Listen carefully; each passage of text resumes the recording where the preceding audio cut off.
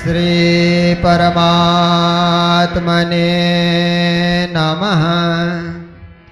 श्री गुरु चरण कमलेभ्यो नमः। सच्चिदानंद रूपाय विश्वोत्पत्त्यादिहेतवे तापत्रय विनाशाय श्रीकृष्णाय वयं नुमः। मंगल कृष्ण प्रणाम है, मंगल धर्म प्रकाश, मंगल सुंदर साथ है, मंगल धाम उजास। मंगल सुंदर साथ है, मंगल धाम उजास। बोलो वृंदावन बिहारी लाल की, श्री प्राणनाथ प्यारे की। इस परम पवित्र मंगल धाम में बैठ करके परात्पर पूर्ण पुरुषोत्तम परब्रह्म परमात्मा अक्षरातीत श्री कृष्ण की ललित रस कथा से परिपूर्ण श्रीमद् भागवत का आस्वादन कर रहे हैं।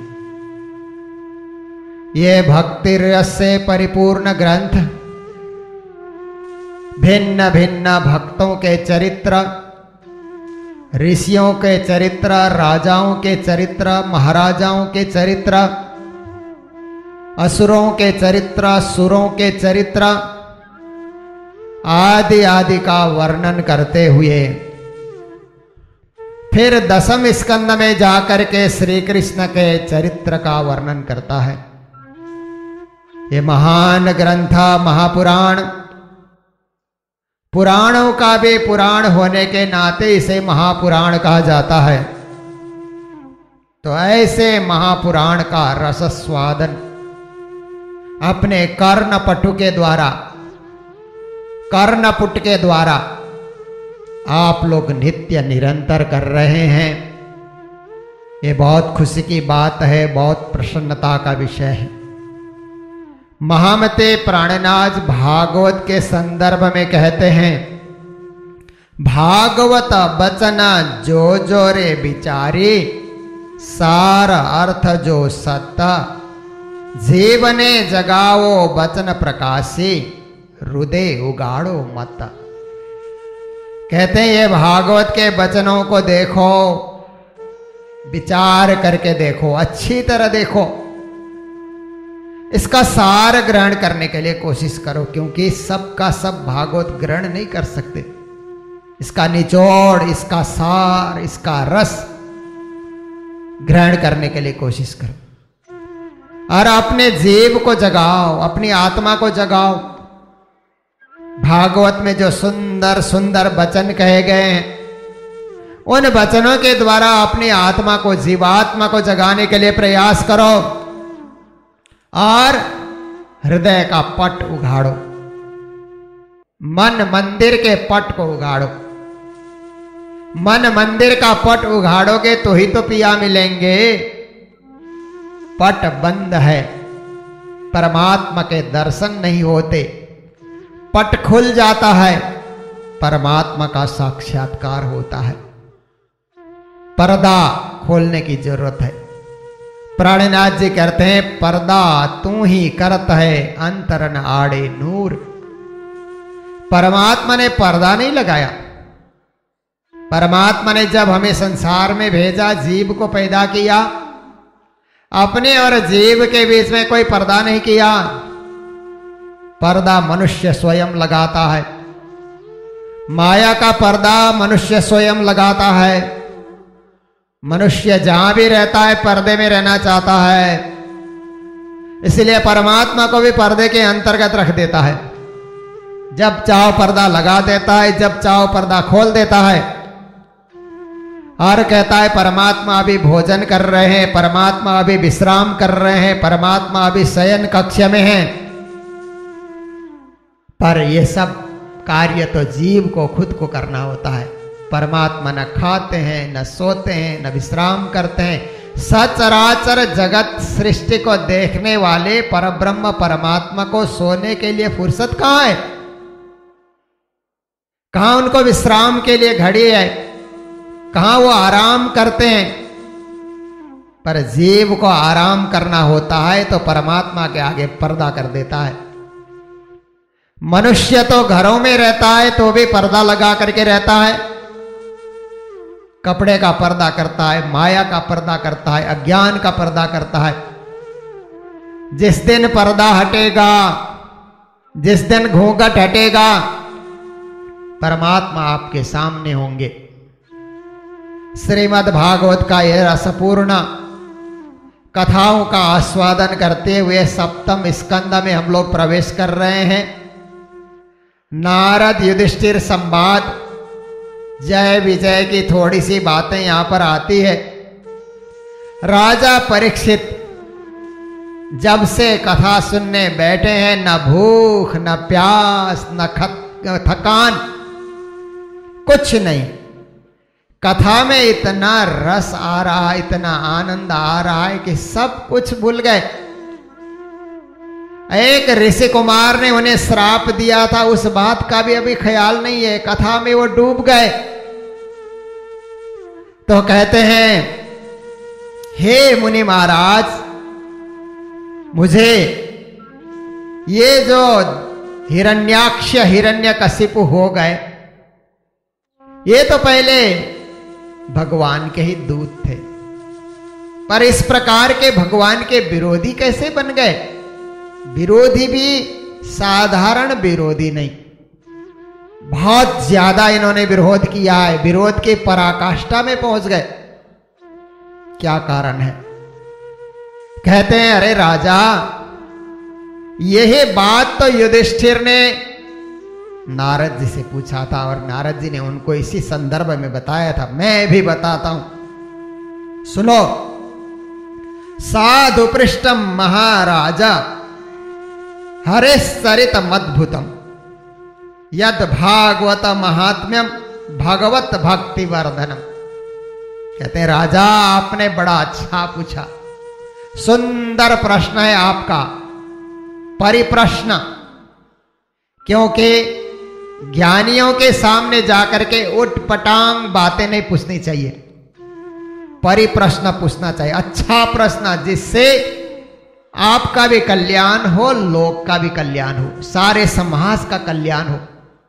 ऐसे प्रश्न करना चाहिए। तो कहा, राजा, आपने जो प्रश्न किया है ये बड़ा सुंदर प्रश्न है, साधु साधु, धन्य है धन्य है। परमात्मा के अद्भुत चरित्र के विषय में आप पूछ रहे हैं। उनकी महिमा अपरंपार है, प्रभु की महिमा कौन गा सकता। आप जितनी उनकी महिमा गाओगे उतनी भक्ति बढ़ते जाएगी, आपके हृदय की भक्ति परमात्मा के तरफ और सरिता के समान बढ़ती रहेगी। इसलिए बहुत अच्छा आपने किया। परमात्मा निर्गुण है, अजन्मा है, अव्यक्त है, प्रकृति से परे है, फिर वे लीला करने के लिए प्रकृति में जन्म धारण करके आते हैं और जगत के जीवों को शिक्षा दे करके फिर वे अपने स्वधाम को लौटते हैं। तो देखो, हिरण्याक्ष और हिरण्यकशिपु ने भी भगवान का बहुत विरोध किया, विष्णु भगवान का, दोनों ने विरोध किया। इतना ही नहीं, रावण और कुंभकर्ण ने भी प्रभु राम का विरोध किया। शिशुपाल और दंतवक्र ने स्वयं श्री कृष्ण का विरोध किया।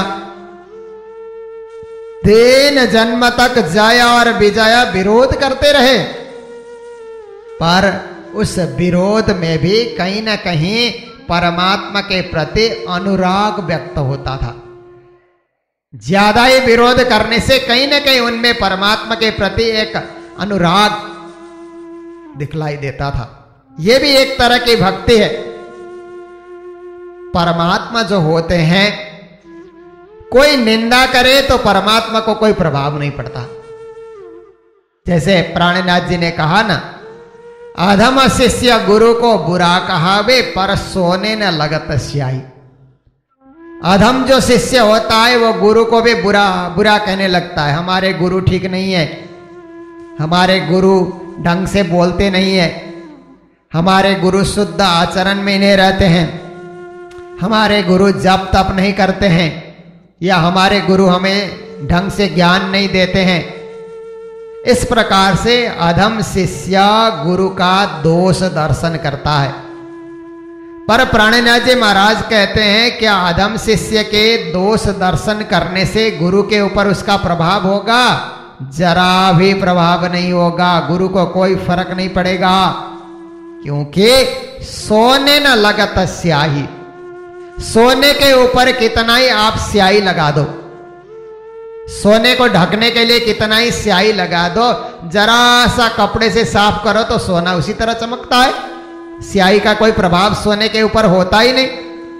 ऐसे ही महापुरुषों की आप निंदा करो, स्तुति करो, गालियां दो, तिरस्कार करो, सत्कार करो या तिरस्कार करो, महापुरुषों को कोई फर्क नहीं पड़ता है, परमात्मा को भी कोई फर्क नहीं पड़ता। तो इस प्रकार से कहते हैं कि शिशुपाल और दंत बकरा दमघोष के पुत्र थे। इन दुर्बुद्धि वालों ने भगवान श्री कृष्ण को ऐसी ऐसी गालियां दी। एक गाली देता है तो श्री कृष्ण गिनते हैं, एक, फिर दूसरी गाली देता है कृष्ण, दो, फिर तीसरी गाली देता है, कृष्ण गिनते चले गए। कृष्ण सोच रहे थे 100 गाली तक देगा तो बर्दाश्त करूंगा, 101 गाली देगा तो इसका सिर फिर छेदन कर दिया जाएगा। 100 के बाद बर्दाश्त नहीं होगा, बर्दाश्त की भी सीमा होती है। गाली देता गया, कृष्ण गिनते गए, 100वीं गाली तक कृष्ण ने उसको माफ कर दिया। 101 गाली निकाली तो सुदर्शन चक्र छोड़ दिया, उसका सिर छेदन हो जाता है। तो यहां पर युधिष्ठिर पूछते हैं, राजा परीक्षित भी पूछते हैं, साथ साथ प्रसंग चल रहा है कि जिन जीव से भगवान श्री कृष्ण को गाली दी वो जीव तो कोढ़ रोग से ग्रस्त हो जाना चाहिए था, कुष्ठ रोग से। ऐसी ऐसी गालियां उसने दी, और जिस शरीर से उसने गाली बका वो शरीर तो घोर नरक में चला जाना चाहिए, पर ऐसा नहीं हुआ। तो कहते हैं देखो, ये ऊपर से गाली देते थे, ऊपर से परमात्मा से विरोध करते थे, परंतु अंतर मन में तो परमात्मा ही बसे हुए थे। किसी न किसी रूप में परमात्मा ही उनके अंतर हृदय में बसे हुए थे। ये बैर भाव की भक्ति इसी को कहा जाता है। एक होती है प्रेमा भक्ति और दूसरी होती है बैर भाव की भक्ति। बैर कर रहे हैं पर उससे रहा भी नहीं जाता, उसको कुछ कहे बिना रहा नहीं जाता, ऐसी भक्ति भी होती है। तो कहते हैं देखो महाराज, गोपियों ने जो भक्ति की वो प्रेमा भक्ति, कामना की भक्ति, कृष्ण से मिलन की भक्ति, और कंस ने जो भक्ति की वो भय की भक्ति। कृष्ण से डरता था, अंदर से कृष्ण को बार बार याद करता है कि कभी आएगा, मारेगा, कुछ करेगा। इस तरह से बार बार जो याद कर रहा है, धीरे धीरे उसकी रटना तो लगी हुई है, भय से भक्ति कर रहा है। शिशुपाल और दंत बक्र ने जो भक्ति की वह द्वेष से भक्ति की, और यदुवंशियों ने जो भक्ति की वो संबंध से भक्ति की, हमारे परिवार के हैं। फिर कहते हैं तुम लोग जो भक्ति कर रहे हो वो स्नेह से भक्ति कर रहे हो, और हम लोग जो भक्ति कर रहे हैं वास्तव में वो श्रद्धा से भक्ति कर रहे हैं। भक्ति करने के तौर तरीके अलग अलग होते हैं, पर किसी न किसी रूप में परमात्मा को भजो। हंस के चाहे खींच, चाहे गुस्से में भजो, चाहे प्रेम से भजो, आपने भजाए तो निष्फल नहीं जाएगा। परमात्मा को याद किया है वो निष्फल नहीं जाएगा। चाहे मन लगा करके करो चाहे बिना मन से करो, करना जरूरी है। नहीं करोगे तो कुछ नहीं मिलेगा। कुछ करो, कुछ पाने के लिए कुछ किया जाता है। तो इस प्रकार से बहुत सुंदर सुंदर बातें यहां पर समझाई। और उसके बाद फिर हिरण्याक्ष की कथा तो पहले आ चुकी है। बराह भगवान ने जो रसातल में पृथ्वी पहुंच गई थी, जलमग्न हो गई थी, उसको निकाल रहे थे बराह भगवान। तो हिरण्याक्ष वहां जाकर के उनसे लड़ पड़ता है। बड़ा भयंकर युद्ध हुआ और अंत में हिरण्याक्ष का उन्होंने वध कर दिया। तो जैसे ही हिरण्याक्ष का वध हुआ तो उसका बड़ा भाई हिरण्यकशिपु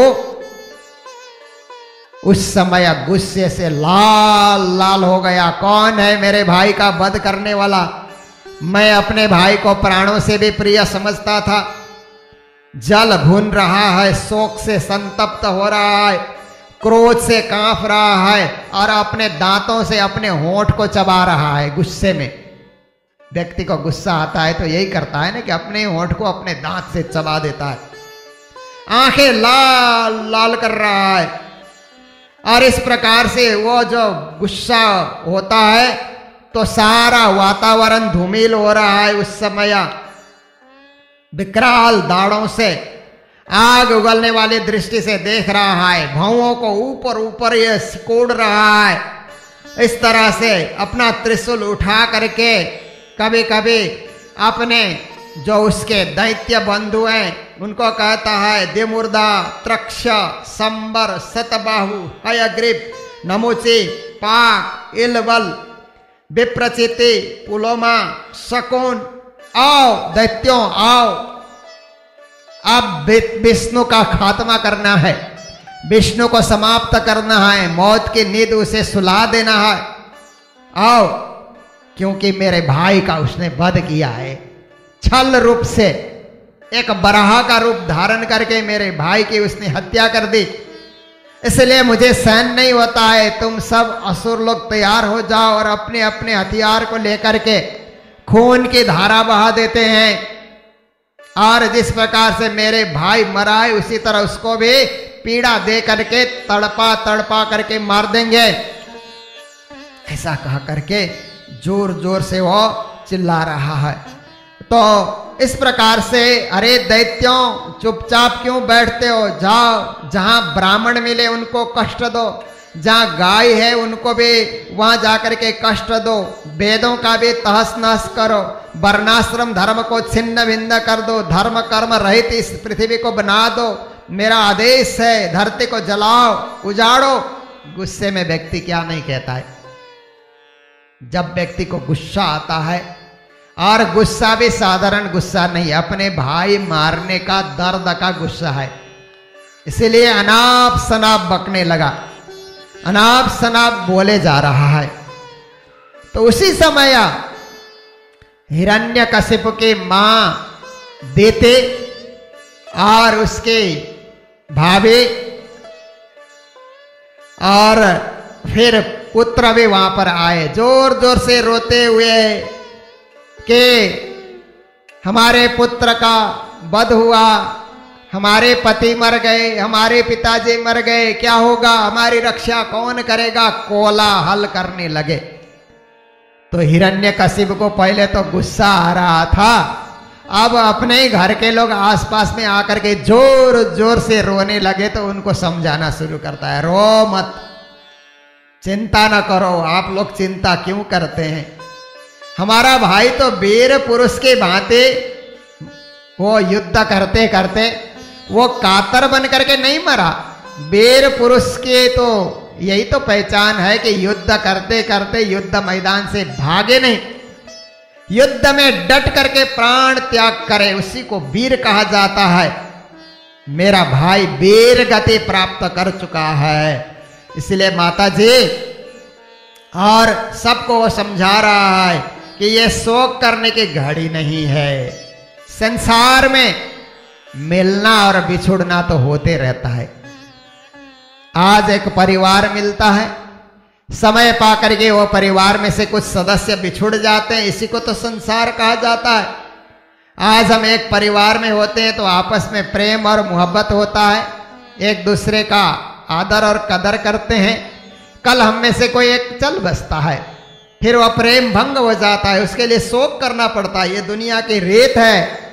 समझा रहा है और कहता है आपको पूरी बात नहीं समझ आए तो मेरे से एक इतिहास सुनो। देखिए अभी वही इतना गुस्सा आ रहा था, अभी पर उपदेश कुशल बहु तेरे, दूसरों को उपदेश करने के लिए कुशल बन जाना, ये हिरण्यकशिपु कर रहा है। कहता है उसी नर देश में एक बड़ा यशस्वी राजा रहता था कोई समय में, और उसका नाम था सुयज्ञ। लड़ाई में शत्रुओं के द्वारा वो मारा गया तो उसके भाई बंधु और पत्नियां उसे घेर करके रोने लगे, और उस समय दुखी होकर के सब लोग रो रहे हैं। पत्नियां कहती हैं हा नाथ हम अभागिन बेमौत मारी गई, और भाई लोग भी कहते हैं हमारे भाई इस तरह से मर गया। छाते पेट पेट करके कोई अपने भाई के लिए, कोई अपने स्वामी के लिए रो रहा है। जोर जोर से रोने की आवाज आ रही है, और रानियों के सारे वस्त्र उस समय बिखर गए। हाय विधाता तू बड़ा क्रूर है, असमय में ही किसी को लेकर चला जाता इस दुनिया से। क्या तुमने सृष्टि की रचना की है, जिससे हम इतना प्रेम करते थे, उसी को तुम छीन करके ले गए और कोई तुम्हें नहीं मिला। इस तरह से उस सुयज्ञ राजा के लिए सारा राज परिवार रोने लगा।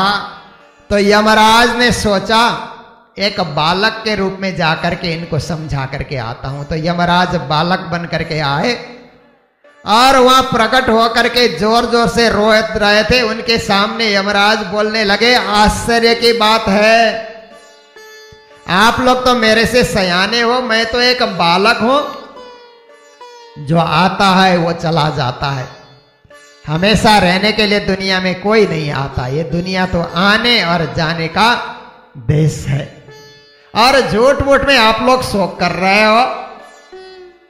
आप लोगों से तो मैं लाख गुना अच्छा हूं, बालक बोल रहा है।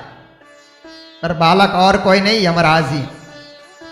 देखो मैं जब पैदा हुआ तब से मैं अनाथ हूं।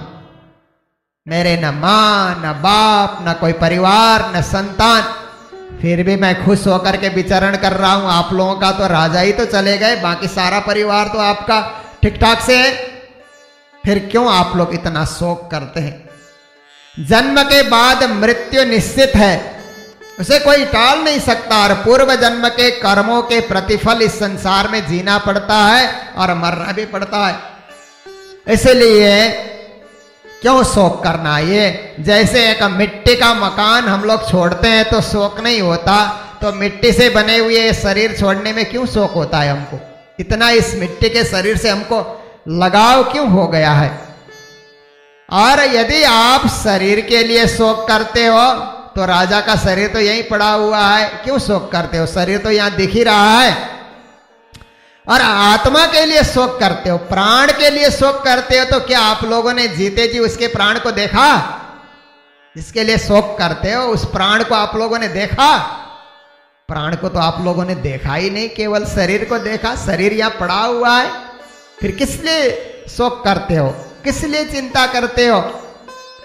और इस प्रकार से उसने जब बालक ने समझाया तो समझाते समझाते बालक कहने लगा कि किसी एक जंगल में एक बैलिया रहता था, शिकारी रहता था, और वो पक्षियों को मारता था। मार करके फिर अब उनका आहार करता था। एक रोज ऐसा हुआ कि कुलिंग नाम के दो जोड़ा वहां पर विचरण कर रहे थे। इसने देखा यही मौका है, तो जो मादा पक्षी थी उस मादा को अपने जाल में उसने लपेट लिया।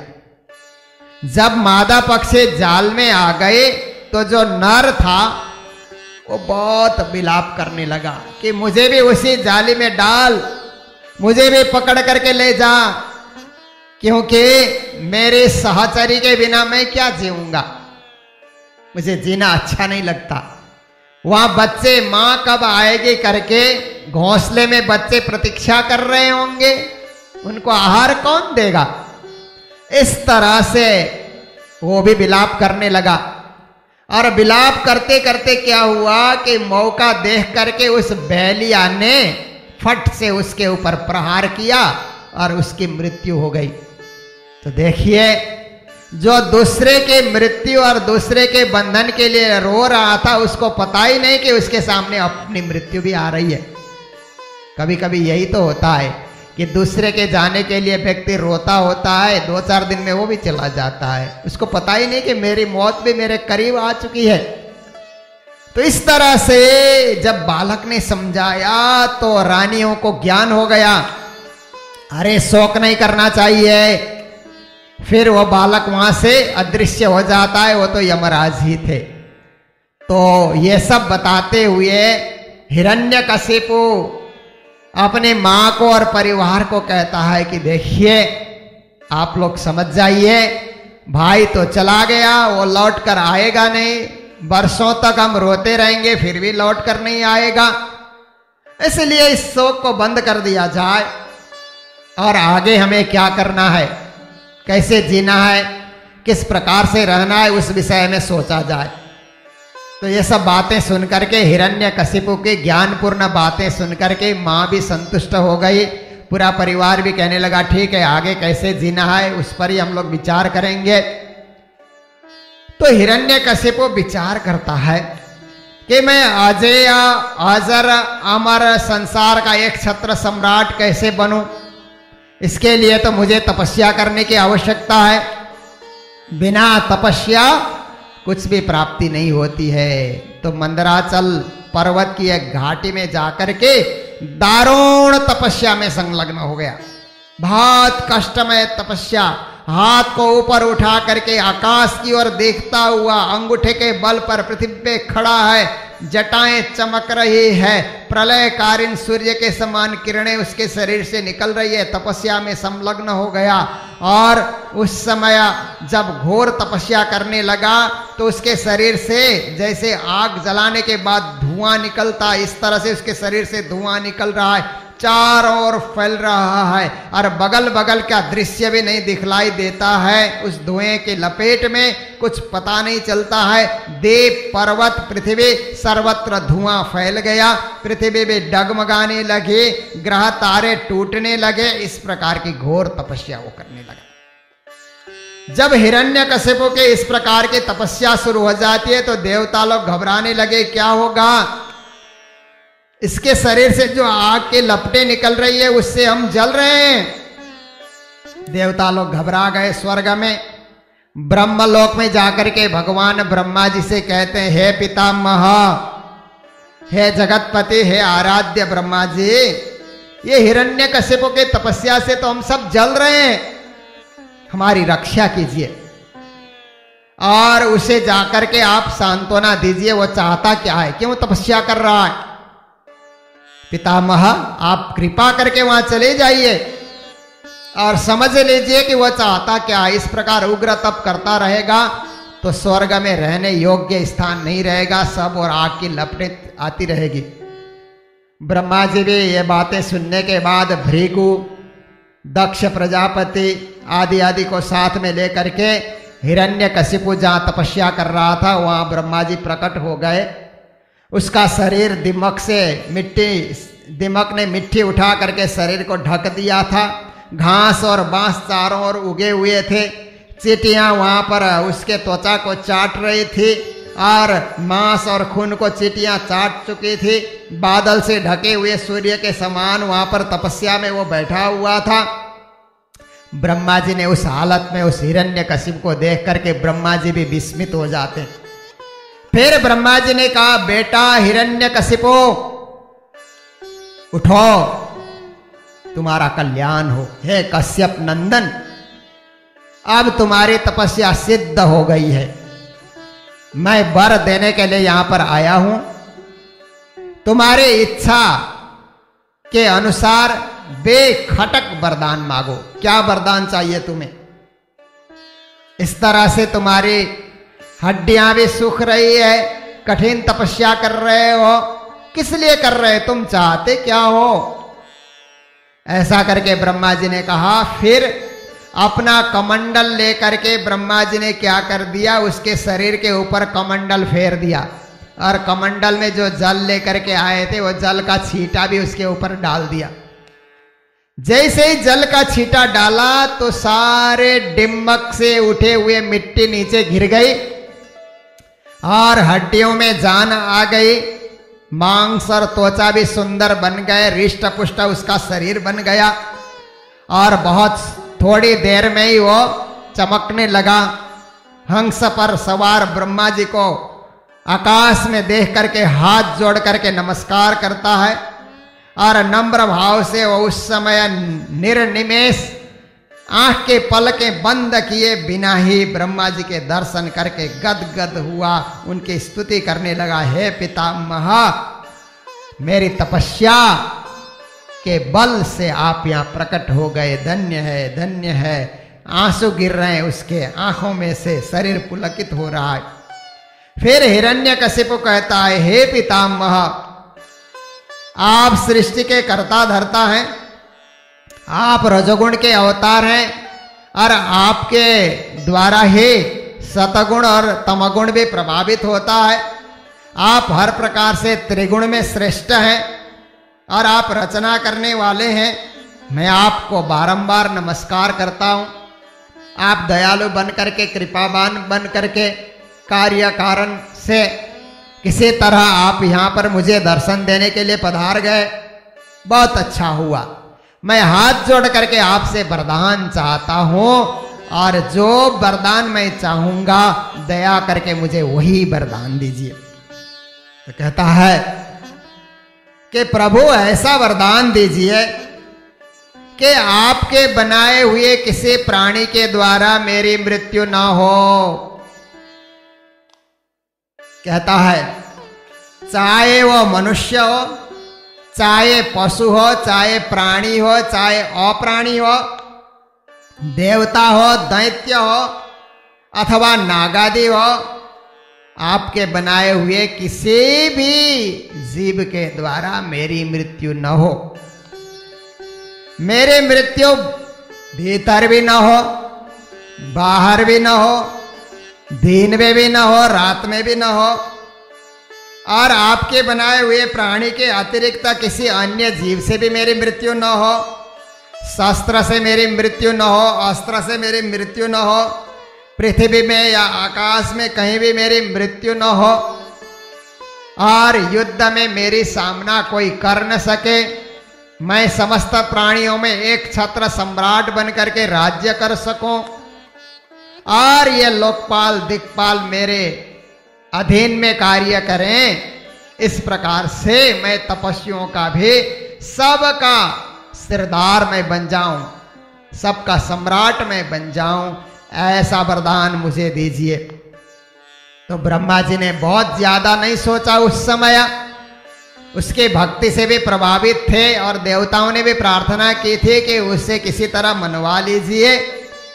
तो ब्रह्मा जी ने प्रसन्न होकर के कहा तथास्तु, वैसा ही होगा, तेरी इच्छा पूरी हो जाएगी, वरदान दे दिए।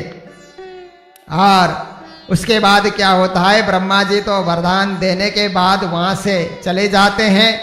हिरण्यकशिपु ने तत्काल फिर क्या करना शुरू कर दिया कि वहां से वो लौटता है और लौट करके आकर के देवता, असुर, नरपति, गंधर्व, गरुड़, सर्प, सिद्ध, चारण, विद्याधर, ऋषि, पितर अधिपति, मनु, यक्ष, राक्षस, पिशाच, प्रेत, भूत, समस्त प्राणियों को अपने बस में कर लिया। क्योंकि वो शक्तिशाली हो गया तो सबको अपने बस में कर लिया उसने।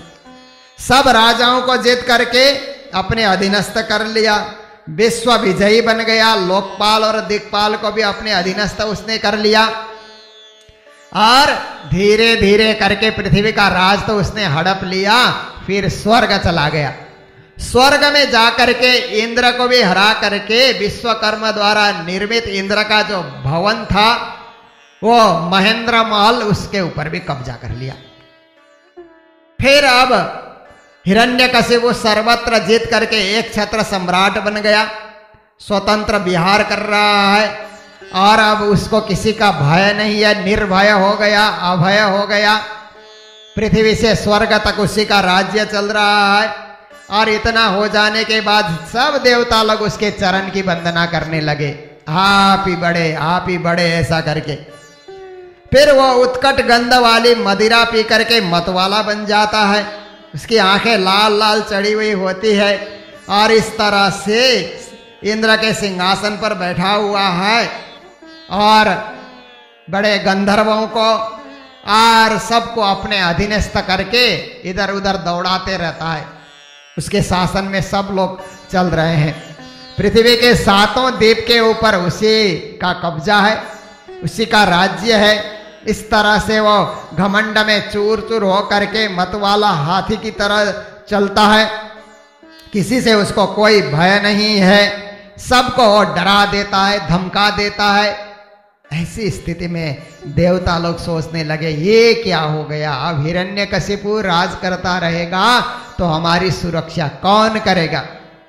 फिर डरपोक बन करके देवता लोग भगवान जगदीश्वर विष्णु भगवान के शरण में पहुंच गए। भगवान, ये हिरण्यकशिपु तो हर प्रकार से हम सबको भयभीत कर रहा है और कोई भी शांति से नहीं जी पा रहा है, प्रभु रक्षा कीजिए, रक्षा कीजिए। तो विष्णु भगवान ने कहा देवताओं डरो मत, तुम सबका कल्याण होगा, समय की प्रतीक्षा करो।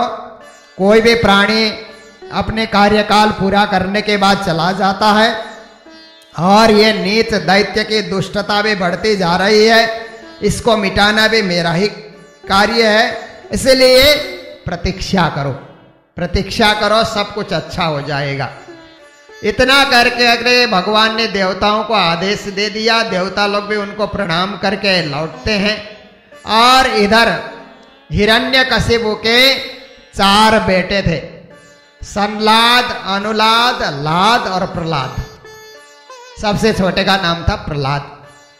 तो उसने सोचा कि बेटों को अच्छी शिक्षा देनी चाहिए, पढ़ाना चाहिए, दैत्य विद्या की शिक्षा देनी चाहिए।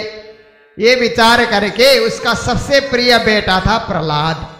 प्रहलाद को गोद में रखता है और हर प्रकार से उनका स्वभाव भी सौम्य था। इस तरह के सुंदर बेटे को पाकर के और खेलकूद में ज्यादा उनका मन भी नहीं लगता था प्रहलाद का, और 3 बेटे तो खेलकूद में भी चले जाते थे, प्रहलाद अपने भाव भक्ति में लगे रहते थे। तो इस प्रकार से हिरण्यकशिपु ने विचार किया कि अब पुत्रों को शिक्षा देने के लिए शुक्राचार्य, दैत्यों के गुरु तो शुक्राचार्य होते हैं, शुक्राचार्य के 2 पुत्र थे, संड और अमर्क।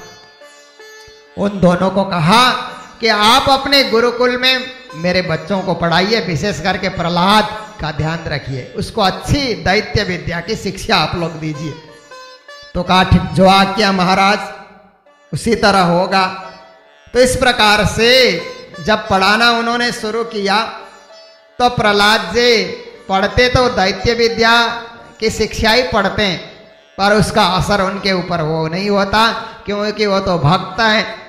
इसलिए भगवान की बातें ही करते रहते हैं कि भगवान से डरो, मैं मेरा कहना ये तो जो भगवान को नहीं जानता है वही व्यक्ति बोलता है, बाकी न मैं न मेरा, करने कराने वाले तो प्रभु बैठे हुए हैं। इस प्रकार से जब प्रहलाद बातें करने लगे तो हिरण्यकशिपु ने सुन लिया और हंस पड़ा कि अरे मूर्ख बालक, तेरे को कुछ पता नहीं है, मैं ही सबका प्रभु हूं, मैं ही सबका मालिक हूं, सब मेरे बस में है। ऐसा करके फिर गुरुओं को कहा अच्छी तरह इस पे ध्यान रखना। इतना कहा करके वो लौट जाता है। प्रहलाद जी की बुद्धि में तो भगवान बैठे हुए हैं, इसलिए वो जो कुछ भी पढ़ाया जाता है उनके ऊपर उसका कुछ असर नहीं होता है, और वो तो अपने ही भक्ति में लगे रहते हैं। दूसरे दैत्य बच्चों को भी साथ में लेकर के खेलने जाते हैं तो भी भगवान की बातें करते हैं, और संसार में कभी किसी को सताना नहीं चाहिए, किसी को कष्ट नहीं देना चाहिए। तो संड और अमरका ने देखा कि प्रहलाद सुधरने वाला नहीं है, ये तो और बच्चों को भी बिगाड़ेगा और हमारी भी बदनामी कराएगा। एक रोज बेत हाथ में लेकर के प्रहलाद को डांटने लगे कि दुर्बुद्धि, कुलंगार, हम जो शिक्षा देते हैं उसके विपरीत तुम पढ़ते हो, ये क्या कर रहे हो? और महाराज को पता लगेगा तो हमारे साथ क्या व्यवहार करेंगे, तो कुछ सीख, तो किसका पुत्र है, किसका बेटा है, ऐसा कहा करके डांटना शुरू किया। तो हिरण्यकशिप भी सोचा कि बेटा कितना पड़ गया है, जरा देख के आऊं गुरुकुल में जाकर के। वो भी जाकर के पहुंचा तो प्रहलाद ने झट से अपने पिता के चरणों में प्रणाम कर लिया। प्रणाम करते ही मेरा बेटा करके गले लगा लेता है और गले से बड़ी देर तक चिपकाए रखता है, आनंद से भर जाता है और प्रहलाद के सिर को सूंघने लग जाता है। मेरा बेटा, नेत्र से प्रेम के आंसू भी गिर जाते हैं। प्रहलाद के शरीर के ऊपर हिरण्यकशिपु प्रेम रूपी अश्रु गिरा रहा है। तो हिरण्यकशिपु कहता है, चिरंजीवी बेटा प्रहलाद, गुरुकुल में तुमने क्या क्या शिक्षा पाई, बता। अभी तक तुमको क्या सिखाया गया, क्या पढ़ाया गया, मैं सुनना चाहता हूं। तो पता है प्रहलाद ने क्या कहा? श्रवणम कीर्तनम विष्णु स्मरणम पाद सेवनम अर्चनम बंदनम दास्यम सख्यम आत्मनिवेदनम। हे पिताजी, भगवान विष्णु की भक्ति 9 प्रकार से की जा सकती है। उनके कथा का श्रवण करना प्रथम भक्ति है, फिर उनके नाम का संकीर्तन करना यह दूसरी भक्ति है, फिर उनका स्मरण करना, नाम जाप करना यह तीसरी भक्ति है, उनके चरणों की सेवा करना ये चौथी भक्ति है, फिर उनकी पूजा करना पांचवी भक्ति है, उनकी वंदना करना छठी भक्ति है, दास्य भाव से उनको भजना सातवीं भक्ति है, सख्य भाव से उनको भजना आठवीं भक्ति है और आत्मनिवेदन भाव से उनको भजना ये 9वीं भक्ति है। 9धा भक्ति से ही भगवान प्रसन्न हो जाते हैं। इसलिए हम सबको मिलकर के प्रभु की 9धा भक्ति करनी चाहिए। तो उस समय हिरण्यकशिपु को पढ़ाने वाले शिक्षकों पर इतना गुस्सा आया कि अरे नीच ब्राह्मणों, ये क्या तुम लोगों ने सिखाया? मैंने तुम लोगों को नियुक्त किया था दैत्य विद्या पढ़ाने के लिए, ये तो मेरे दुश्मन की प्रशंसा कर रहा है, तुम लोगों ने क्या शिक्षा दी? ऐसा करके खूब उनको डांटा। तो दोनों जने गुरुपुत्र हाथ जोड़ करके कहते हैं कि महाराज हम तो ठीक ही पढ़ा रहे हैं, पर ये सुनता नहीं है, जन्मजात इसका स्वभाव ऐसा है कि ये प्रभु प्रभु करते रहता है, बदलता नहीं है। इसको बदलने के लिए हम लोगों ने बहुत प्रयास किया परंतु ये बदलता नहीं है। तो उस समय हिरण्यकशिपु कहता है, बेटा प्रहलाद, क्या क्यों रे, ये बुद्धि तेरे में कहां से आई, कहां से तुमने सीखे? इस प्रकार से तुम मेरे दुश्मन की प्रशंसा क्यों करते हो? प्रहलाद कहते हैं, पिताजी संसार के लोग पीसे हुए कोई पीसते हैं और चबाए हुए कोई दोबारा चबा लेते हैं, उनकी इंद्रियां बस में नहीं होती है, इसीलिए विषयों के मारे संसार में भागे भागे फिरते हैं और घोर नरक में चले जाते हैं। मनुष्य को चाहिए कि अपने इंद्रियों को बस में रखे, किसी को सताए नहीं, किसी को कष्ट दे नहीं और श्री कृष्ण का भजन करे। मतेर्न कृष्णो परतः स्वतो वा, अपने मति को कृष्ण में लगाना चाहिए, अपनी बुद्धि को कृष्ण में एकाग्र करना चाहिए। जो लोग नहीं कर पाते हैं वे कभी मोक्ष प्राप्ति नहीं करेंगे। ऐसा करके जब भगवत भक्ति की बातें प्रहलाद बताना शुरू करते हैं, हिरण्यकशिपु क्रोध से अंधा हो जाता है और वो अपनी गोद में उठा करके जमीन में पटक देता है और प्रहलाद को असह्य कष्ट देने लगता है। गुस्से से वो लाल लाल हो जाता है, कहता है, दैत्यों इसे बाहर ले जाओ और तुरंत मार दो, इसको खत्म करो, इसको ये मार डालने योग्य है। जिसने इसके चाचा को मारा। विष्णु ने छल करके इसके चाचा हिरण्याक्ष को मारा, उसी का गुण गा रहा है। कितना मूर्ख है ये। इसलिए हमारे परिवार में ये रखने योग्य नहीं है। हो न हो विष्णु ही इस बालक के रूप में तो प्रकट नहीं हुआ है। अगर ऐसा हुआ है तो भी इसको जिंदा नहीं छोड़ना चाहिए, मार ही देना चाहिए।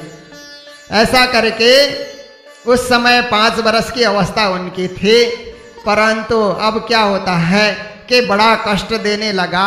हर प्रकार से उसने क्या क्या किया, मरवाने के लिए प्रहलाद को वो क्या करता है कि बड़े बड़े भयानक विषधार सर्पों से डसवाता है, कभी हाथी से कुचलवा देता है, कभी कभी कृत्या नाम की राक्षसी उत्पन्न करके उनसे बड़ा भयंकर कष्ट दिलवाता है, कभी पहाड़ की चोटी में ले जा करके नीचे गिरा देता है।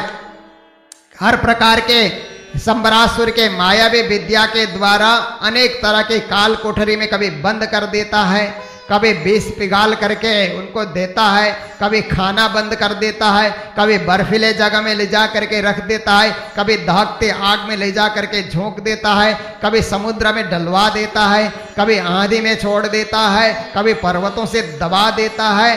अनेक उपाय किया प्रहलाद को मारने के लिए, पर जाको राखे साइया मार सके न कोई, बाल न बांका कर सके चाहे सब जग बैरी हो। जिसको परमात्मा रक्षा करते हैं, सारे जगत में चाहे बैरी उत्पन्न क्यों न हो जाए, उसका बाल भी बांका नहीं होगा। प्रहलाद के रक्षक तो साक्षात भगवान है, इसलिए उनका बाल बांका नहीं हुआ। इतना करके भी प्रहलाद नहीं मरे, तो उसके बाद वो क्या करता है, मुंह लटका करके हिरण्यकशिपु मुंह लटका करके उस समय वो शोक मग्न होकर के बैठ जाता है एकांत में जाकर के। उसी समय गुरुपुत्र संड और अमर का आ जाते हैं, स्वामी आप इतने शोक क्यों कर रहे हैं और इस तरह से आप कंपायमान क्यों हो रहे हैं? एक बच्चा है, उस बच्चे के कारण आप इतने बड़े शासक, इतने बड़े आप सम्राट, और इस तरह से आप भयभीत हो जाना और निराश हो जाना, ये ठीक नहीं है। क्योंकि हम शुक्राचार्य के पुत्र हैं, हमारे पिताजी से भी इस संदर्भ में बातचीत करेंगे और कोई ना कोई तरीका ढूंढ निकालेंगे, बालक को बस में कर लेंगे। ये चिंता करने का वक्त नहीं है। हिरण्यकशिपु कहता ठीक है, आप लोग गुरुपुत्र हैं, मैं मान लेता हूं आप लोगों की बातें। कम से कम पाठशाला में इसे दैत्य विद्या की शिक्षा दी जानी चाहिए। इसे अर्थ की शिक्षा, कामना की शिक्षा, शिक्षा 4 प्रकार की होती है, धर्म अर्थ काम मोक्ष। ये तो देव विद्या है।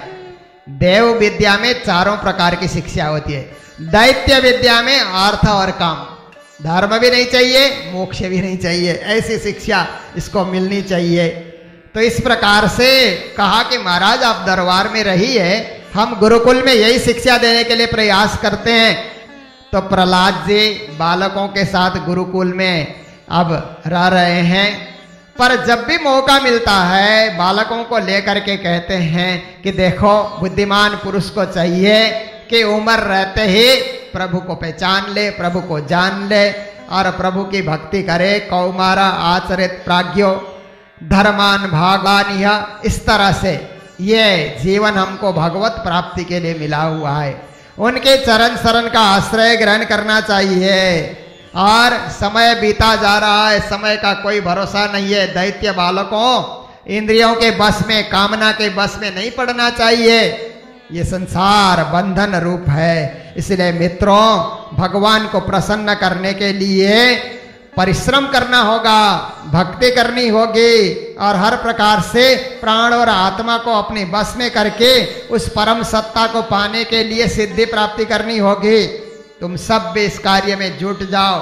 मौका देख करके कहाँ आसुरी विद्या सिखाने वाले थे, पर देव विद्या का प्रभाव दैत्य बालकों पे डालते जा रहे हैं। फिर प्रहलाद ने कहा जाता है कि प्रहलाद हिरण्यकशिपु जैसे दैत्य के घर में प्रहलाद जैसे भक्त का जन्म कैसे हुआ?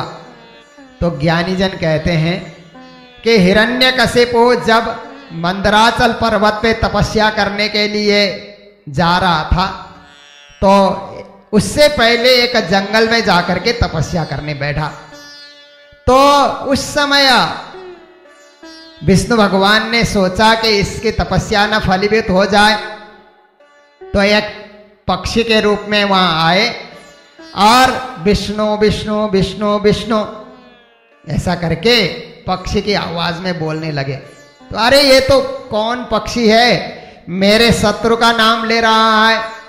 तो थोड़ी देर में सोचता है पक्षी है, उड़ करके चली जाएगी।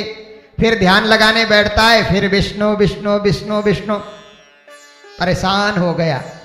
फिर इधर उधर से पक्षी को हटाने का प्रयास करता है और ध्यान मग्न हो जाता है, फिर पक्षी वही विष्णु विष्णु विष्णु, परेशान हो गया। जब भी कोशिश करता है वही धुन अपने कानों में गूंजती है। तो घर लौट करके आया। घर आया तो पत्नी कयाधु पूछती है कि पतिदेव आप तो तपस्या करने चले गए थे और बिना सिद्धि के घर लौट करके आए, क्या कारण है? भोजन बना करके तैयार किया, पति को भोजन करा रही है और प्रश्न करते जा रही है कि आप तपस्या को छोड़ करके इतने जल्दी घर लौट करके क्यों आए? तो कहता है क्या करूं, मेरे दुश्मन का नाम एक पक्षी बार बार लिए जा रही थी, इसलिए मुझे लौटना पड़ा। अच्छा, पक्षी ने आपके दुश्मन का नाम लिया, क्या नाम लिया? अरे विष्णु विष्णु करता रहा। तो अच्छा विष्णु विष्णु किया, कितने बार किया? अरे बार बार किया। कितने बार? विष्णु विष्णु करता रहा, 100 बार किया होगा। कितने बार किया होगा? वो भी घुमा फिरा करके अपने पति के मुख से 100 बार विष्णु का नाम निकलवा लिया। पत्नी ने खाना पिरोसती है। अच्छा क्या कहा पक्षी ने? अरे विष्णु कहा। फिर कुछ पिरोसती है, फिर इधर उधर कर लेती है। पक्षी क्या बोला? विष्णु विष्णु। अरे तुम समझती नहीं हो, बार बार करके 108 बार उसके नाम से विष्णु का नाम जपवा लिया।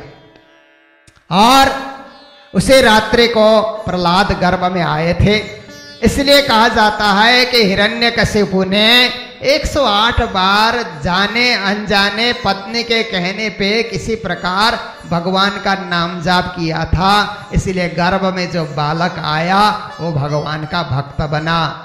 यह ज्ञानी जनों का मत है। प्रहलाद स्वयं कहते हैं कि मेरे पिताजी जब मंदराचल चले गए तो इंद्र ने सोचा कि अब असुर तो तपस्या करने चला गया है, इसलिए इसके राज्य को हड़प लिया जाए। ऐसा सोच करके इंद्र ने सब और हड़प लिया, और सब तो हड़पा ही, हमारे राजमहल को भी लूट खसोट मचा दी उन्होंने। और मेरी जो माता थी कयाधु, उनको भी बंदी बना करके इंद्र लेकर के जाने लगा। उस समय नारद जी ने कैसे देख लिया कि इंद्र क्या कर रहा है, बलात् किसी की पत्नी को बंदी बना करके ले जा रहा है। तो नारद जी ने कहा, इंद्र तुमने दैत्यों के राज्य पे जो कुछ भी तुमने लूट मार मचा दी, ठीक है, क्योंकि सूर और असुर तो आपस में लड़ते रहते हैं, एक दूसरे के विजय पे खुशियां मनाते रहते हैं। पर ये जो कयाधु को बंदी बना करके ले जा रहे हो, ये ठीक नहीं कर रहे हो, क्योंकि इससे तुम्हारा शौर्य, तुम्हारी शक्ति कम पड़ जाएगी। कहता है इसके गर्भ में एक दैत्य पुत्र पल रहा है, एक असुर का बालक पल रहा है जो मेरा दुश्मन भी हो सकता है, इसलिए मैं उसको जन्म होते ही मारना चाहता हूं। नारद ने कहा, देखो ये कयाधु के गर्भ में जो पल रहा है ना, वो भक्त है, वो महाभक्त निकलेगा, इसलिए इसको छोड़ दो, कयाधु को बंदी मत बनाओ। तो इंद्र ने छोड़ दिया। फिर कयाधु सोचने लगे मैं कहां जाऊं, मेरे गर्भ में तो बालक है।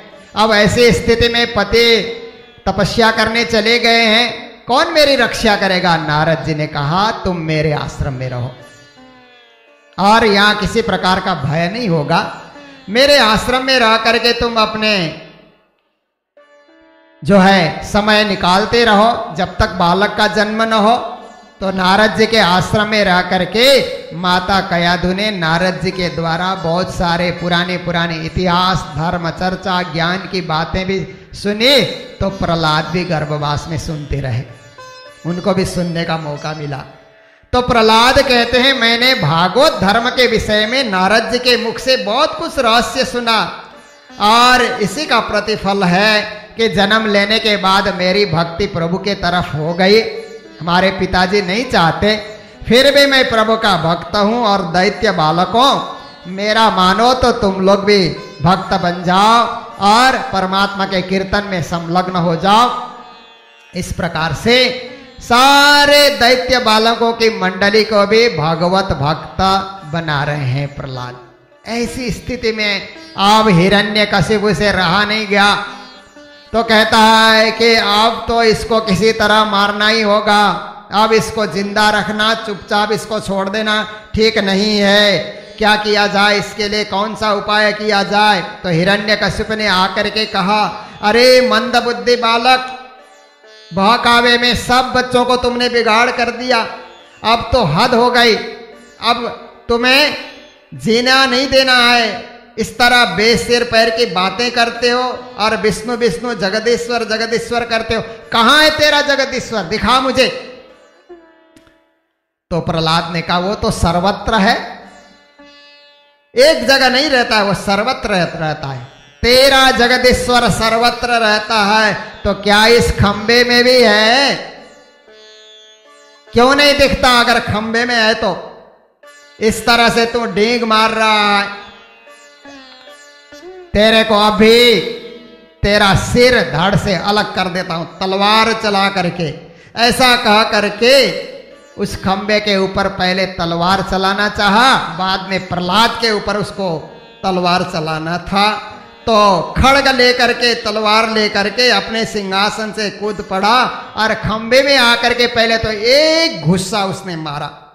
जैसे ही मारा, खंबे से भयंकर गर्जना के साथ शब्द हुआ, ऐसा शब्द हुआ कि ब्रह्मांड ही फट रहा है इस तरह से भयंकर आवाज के साथ। और हिरण्यकशिपु भी उस समय सोचने लगा ये अद्भुत आवाज कहां से आ रही है। इस प्रकार से सब लोग घबरा गए और उसी समय खंबे को तोड़ करके नरसिंह भगवान प्रकट हो जाते हैं।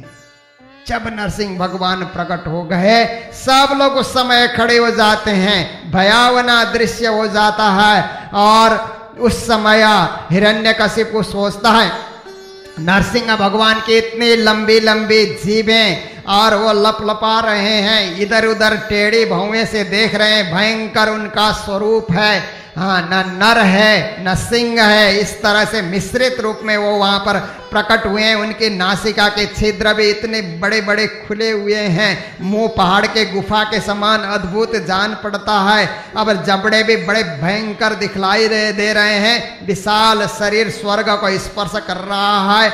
और ऐसे भयंकर शरीर वाले नरसिंह को जब देखा तो उस समय चारों ओर उनकी भुजा फैली हुई है। अब दानवराज हिरण्यकशिपु सोचने लगा कि ये तो मेरी मृत्यु खड़ी हो गई, अब इसके साथ लड़ना पड़ेगा।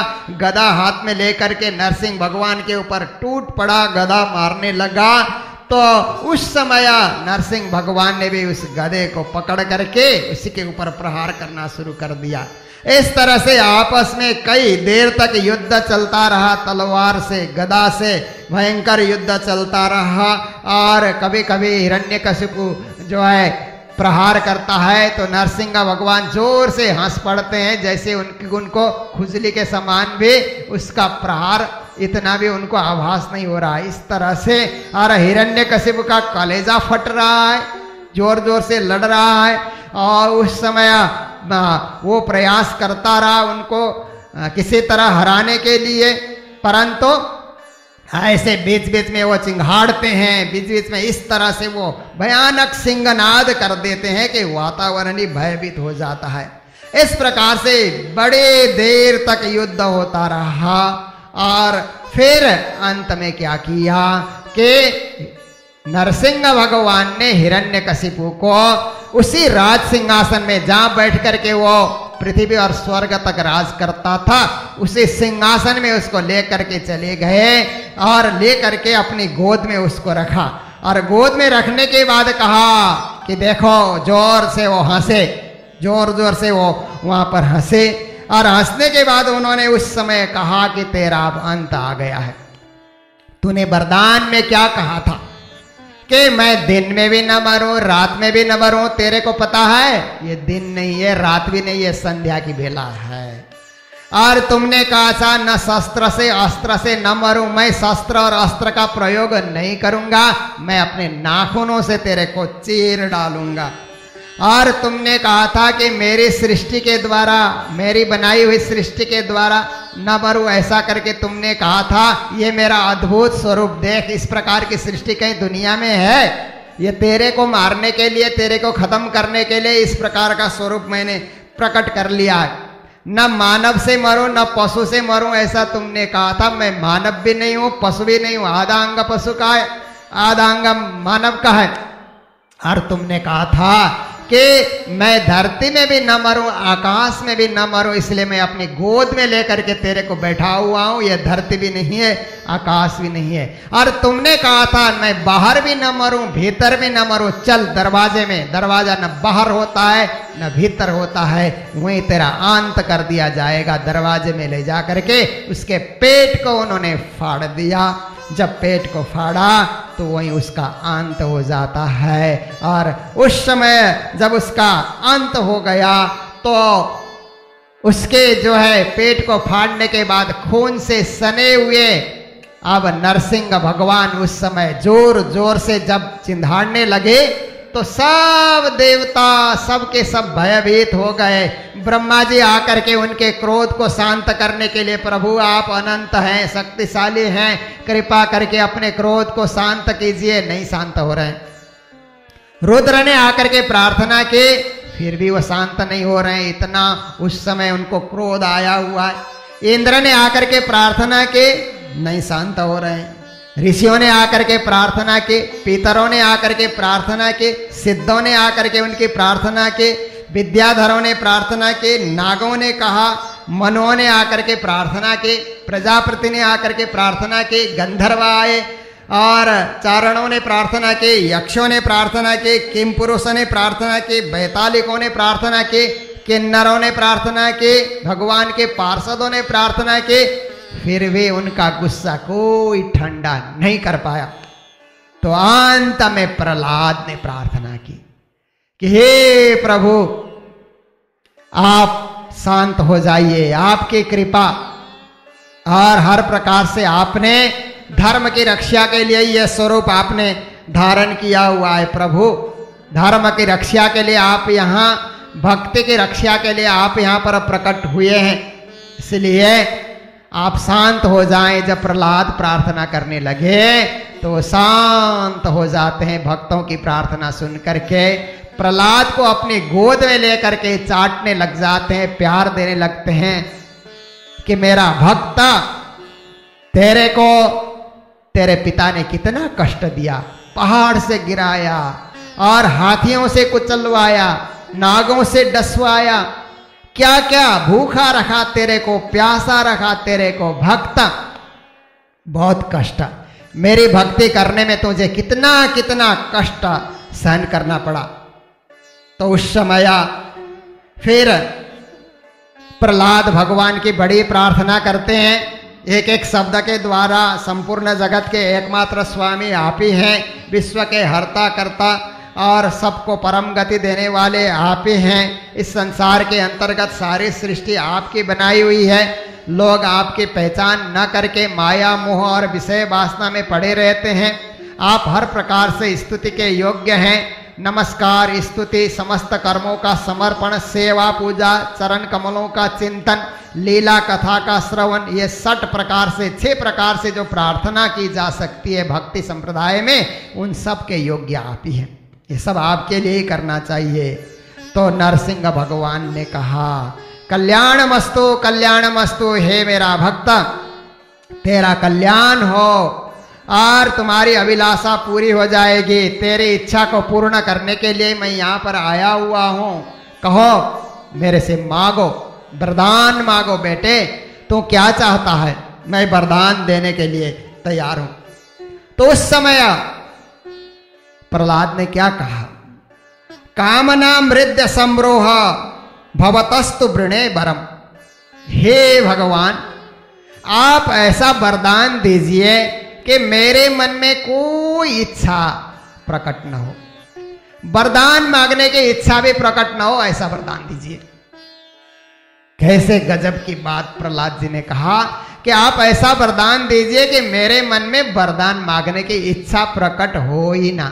जब आप ही आ गए तो मांगना क्या, आपसे क्या मांगना, आप खुद जानते हैं, आप खुद दाता हैं। इसलिए अपने चरण कमलों की भक्ति हमें प्रदान करें और मुझे और कुछ नहीं चाहिए प्रभु, आप हमें अपने परलोक का सुख दें। इस तरह से जब कहा कि मुझे परलोक का सुख प्रदान करें, मुझे मोक्ष प्रदान करें प्रभु, तो उस समय नरसिंह भगवान क्या कहते हैं, भोगेन पुण्यम कुशलेन पापम कलेवरम काल जबेन हित्वा कीर्ति विशुद्धाम सुरलोक गीताम बीताय मामेश्य से मुक्त बंदा। बेटे, अभी तुम्हें मोक्ष नहीं मिलेगा, क्योंकि मोक्ष तक जाने के लिए कुछ बंधन होते हैं, उन बंधनों को काटना जरूरी होता है। बेटे, एक बंधन पुण्य का बंधन होता है, दूसरा पाप का बंधन होता है, तीसरा शरीर का बंधन होता है। ये तीनों बंधनों को काटना बहुत जरूरी होता है।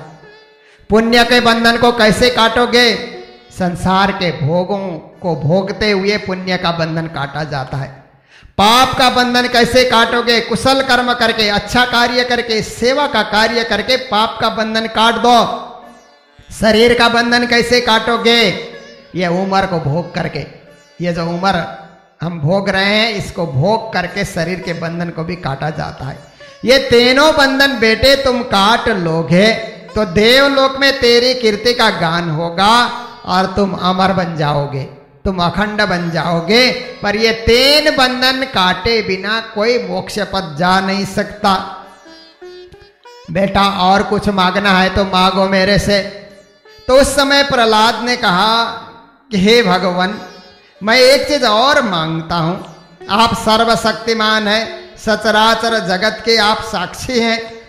मेरे पिता ने आपकी बड़ी निंदा की और शत्रु भाव से आपको देखा और कहा, आपका कोई सम्मान सूचक शब्द का प्रयोग नहीं किया, सीधा विष्णु विष्णु करके आपको संबोधन किया मेरे पिता ने। और मेरे भाई हिरण्याक्ष को मारने वाला इस प्रकार से आपको शत्रु भाव से देखा है, इसलिए द्रोह किया मेरे पिताजी ने, आजीवन आपके साथ द्रोह किया है। तो हे प्रभु, मैं एक भक्त होने के नाते मेरे पिता ने जो जो भी अपराध किया है आप क्षमा कर दें। उसके साथ पिताजी के सारे उनके अपराध को हे दीनबंधु आप क्षमा कर दें। तो उस समय नरसिंह भगवान कहते हैं कि बेटा, जब मेरा स्पर्श हुआ ना, तेरे पिता मेरे साथ युद्ध करने के लिए आया और मेरे शरीर के साथ स्पर्श हुआ तो अपने आप पवित्र हो गया। जहां भगवान का स्पर्श हो जाता है वो शुद्ध बन जाता है, पवित्र बन जाता है। तुम्हारा पिता शुद्ध बन चुका है और तुमने ऐसी भक्ति की है कि तुम्हारे पिता को भक्ति करने की जरूरत ही नहीं है। तुम्हारी भक्ति से तो तुम्हारे 21 पीढ़ी तक तर जाएंगे। 21 पीढ़ी को तारने वाले तुम महान भक्त हो, इसलिए पिता की क्यों चिंता करते हो। पिता के पिता, उनके पिता, उनके पिता 21 पीढ़ी तक तर गए तेरी भक्ति से। इतना प्रभावी भक्ति तुम कर चुके हो, अपने कुल को ही पवित्र करने वाली तुमने भक्ति की है। जहां किसी कुल में इस प्रकार के भक्त जन्म लेते हैं उस कुल के पूर्वज पितर अपने आप ही पुण्य के भागी बन जाते हैं। तो प्रहलाद जी ने अपने पिता की अंत्येष्टि की और अंत्येष्टि करने के बाद सब जन मिलकर के फिर प्रहलाद को राजा के रूप में अभिषेक उनको किया गया, राज्याभिषेक उनका हो जाता है। फिर नरसिंह भगवान ब्रह्मा जी से बोलते हैं कि हे ब्रह्मा जी, आप दैत्यों को ऐसा वरदान क्यों देते हैं? इस प्रकार का आप जल्दी खुश होकर के वरदान दे देते हैं जो स्वभाव से क्रूर होते हैं। और सांप को दूध पिलाना ये अच्छा काम है क्या? आप ऐसा काम क्यों करते हैं? इस प्रकार से नरसिंह भगवान ने ब्रह्मा जी को भी थोड़ा समझाया।